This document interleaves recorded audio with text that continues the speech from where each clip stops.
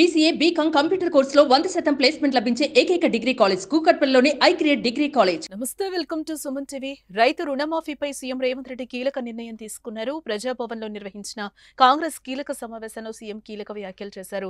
3 దఫాలుగా రైతు రుణమాఫీ చేయాలని నిర్ణయించినట్లుగా తెలిపారు.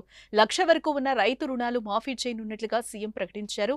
రేపు సాయంత్రం 4 గంటలకు నేరుగా రైతు ఖాతాలో రుణమాఫీ జమ చేస్తామన్నారు. ఈ నెలాఖరులోగా మరో 1,50,000 వరకు రుణాలు మాఫీ చేస్తామన్నారు.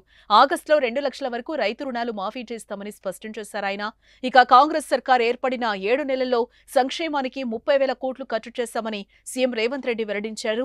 ప్రజాభవన్లో నిర్వహించిన సమావేశంలో డిప్యూటీ సీఎం భట్టి, మంత్రులు, ఎమ్మెల్యేలు, ఎంపీలు పాల్గొన్నారు. మరోపక్క రైతు రుణమాఫీ అమలుకు సంబంధించి తెలంగాణ ముఖ్యమంత్రి రేవంత్ రెడ్డి కాంగ్రెస్ కార్యకర్తలకు కీలక సూచన చేశారు. గతంలో కాంగ్రెస్ సర్కార్ ఇచ్చిన ఉచిత కరెంట్, ఆరోగ్యశ్రీ, ఇందిరమ్మ ఇండ్ల గురించి ఇప్పటికీ చెప్పుకుంటూ ఉన్నామని గుర్తు చేశారు.